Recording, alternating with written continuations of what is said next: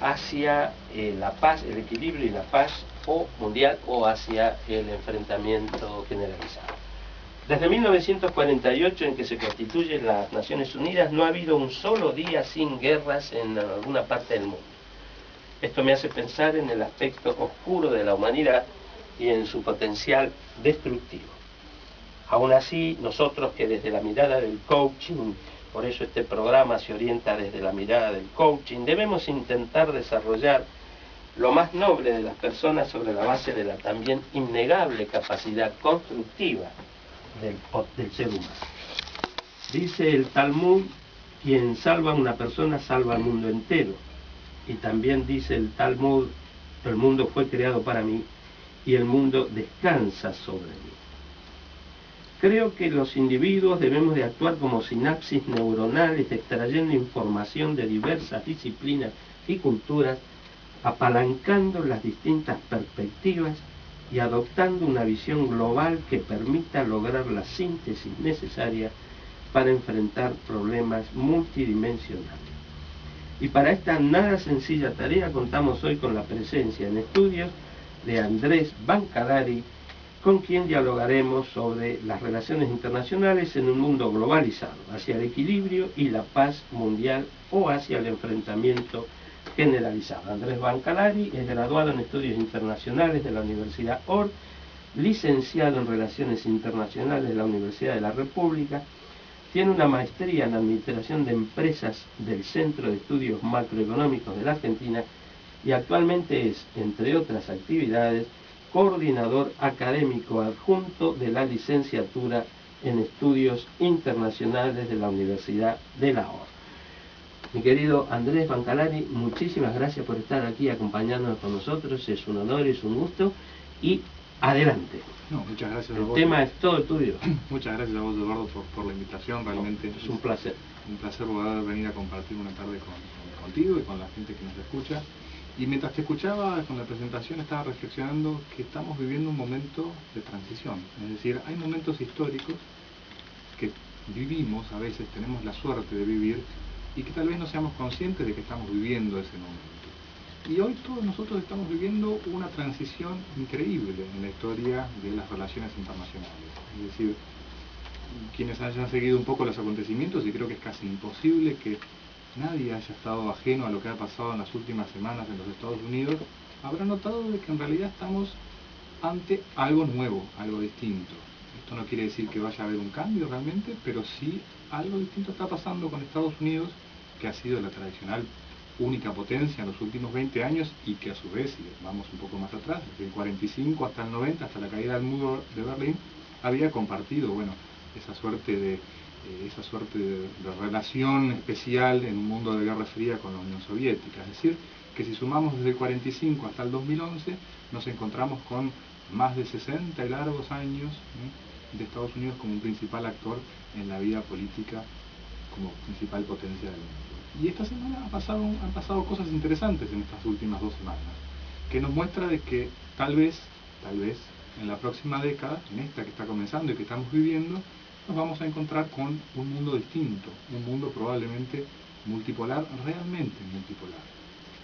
Aquel paradigma que se había establecido, aquella idea de que, bueno, de que Estados Unidos se había llegado para transformarse realmente en la única potencia y que los demás actores no iban a tener un peso tan relevante. La unipolaridad. Exactamente, esa unipolaridad, indudablemente parece llegar que estamos llegando a un momento de quiebre. Algunos analistas consideran que ese momento de quiebre en realidad se da en marzo del 2003, cuando Estados Unidos invade Irak, que ese es un momento clave.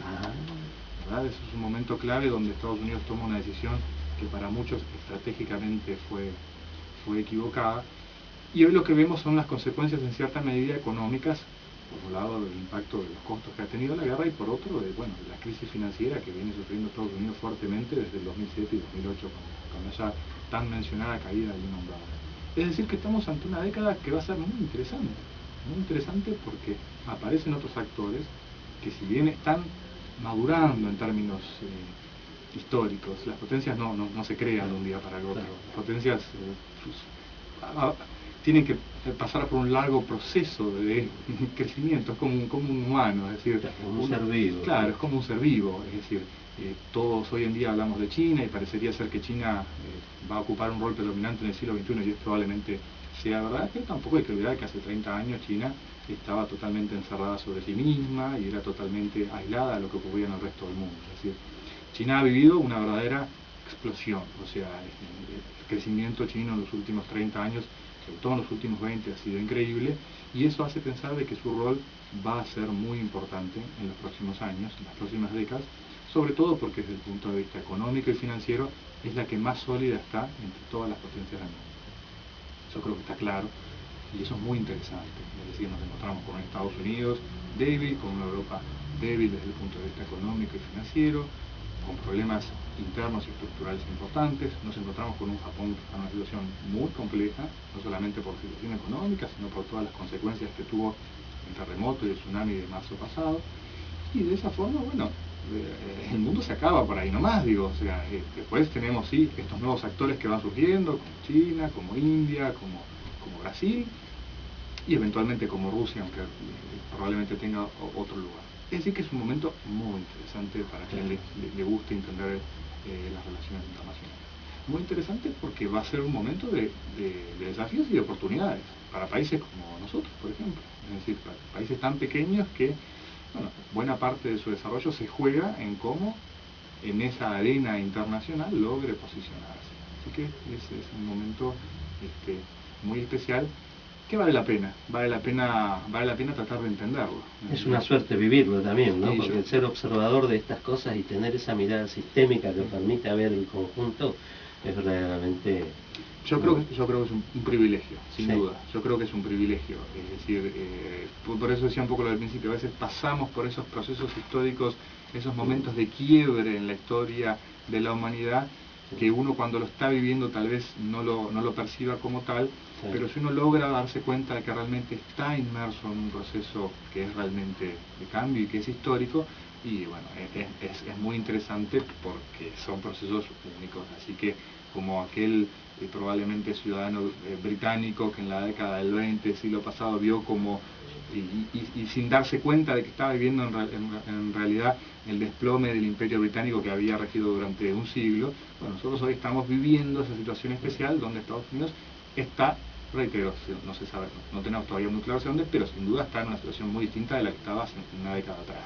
O sea que daría la impresión de que estamos en una transición hacia a un nuevo acomodamiento mundial con otros actores y con una polaridad bastante más compleja, ¿no? Sin duda. Más enriquecida. Sí, sin duda. Es decir, lo interesante es que algunos principios generales parecen como ser comunes a muchos de los actores, es decir, que hablamos de Europa, de Estados Unidos, de Japón, bueno, de la India, de Brasil. Ahí hablamos, por ejemplo, de que hay democracia. Eso es un valor, es un principio que es fundamental y está presente en todos ellos. Sí. Y después hablamos de una sociedad capitalista que está presente en todos. Ahí es lo interesante. Si bien China no participa del concepto de la democracia, pero sí participa del concepto del capitalismo. Es decir, estamos frente a un mundo nuevo, pero donde en principio parecería no haber un gran enfrentamiento ideológico. Y se suma a que algo muy interesante está pasando en el Medio Oriente. Es decir, en menos de un mes vamos a estar recordando, no sé si usar la palabra aniversario porque no creo que no se corresponde, pero bueno, son los 10 años de la caída de las Torres Gemelas. Es decir, en poco menos de un mes vamos a estar recordando esa tragedia, y nos encontramos que 10 años después de esa tragedia, han habido cambios fundamentales también en el Medio Oriente, donde al parecer la semilla de la democracia también está empezando a florecer en esa región del mundo. Es decir, ¿te refieres a los movimientos en los países árabes, sí. Esos movimientos ciudadanos? Sin duda. Que es lo que tienen interesante precisamente que son movimientos aparentemente desde las bases, ¿no? Que no están dirigidos o manejados, condicionados por movimientos. Realmente parecen ser movimientos genuinos Sí, y populares. palabra, Y sin duda lo que ha pasado, sobre todo creo que los dos países claves del momento son Túnez y Egipto, en el sentido de que han sido movimientos genuinos quienes han hecho los verdaderos cambios. Resta aún mucho por ver qué es lo que va a pasar en Libia, en Yemen o en Siria, pero es un cambio significativo y es un cambio hacia la democracia, y eso siempre es positivo. Es decir, sin duda no se puede salir, por ejemplo en el caso de Egipto no se va a pasar de un gobierno como el que tuvimos con Mubarak durante 30 años a una democracia como la Suiza, que tiene 700 años de tradición. Digo, eso no pasa de un día para el otro. Como decíamos antes, las potencias, así como las potencias tienen un periodo de desarrollo, lo mismo es con la democracia.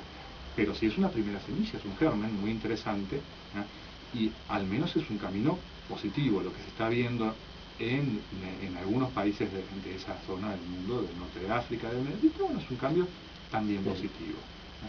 Y de vuelta, entonces tenemos la suerte de también estar protagonizando y siendo en cierta medida testigos de un proceso histórico único. Tú vienes hace poco de China, ¿no? Y también estuviste en Nueva York, en Estados Unidos. Sí, fue un año interesante porque A ver, cuéntanos un poquito eso, porque son privilegios. Y en la segunda potencia del mundo, en este momento tan importante y tan interesante, y a uno lo ayuda a reflexionar y a entender mucho más. Sin duda los ánimos en ambos países son totalmente distintos. En China uno se encuentra con un país que está en plena ebullición. Es decir, si hay algo está pasando en este momento, es que en China todo es energía, todo es crecer, todo es aspirar a más, todo, y se nota en la gente. Es decir, un país que tiene creciendo tasas del 9% en los últimos 20 años, lo que se encuentra es con la gente que está en un estado de ebullición. Esa es y aparte se nota no solo en la gente, sino en las ciudades. Es decir, ciudades que yo estuve viajando bastante por el centro de China, por también Beijing y otros lugares. Bueno, uno se encuentra con que realmente es un país que está en un momento de transformación única desde todo punto de vista, desde el punto de vista de la infraestructura, ya sea edificios, aeropuertos, autopistas, todo lo que no se le puede ocurrir, y desde el punto de vista de la gente, porque, como decía antes, China sale de un proceso de 30 años de aislacionismo y de golpe se encuentra con que hay un mundo, hay objetivos, hay un American Dream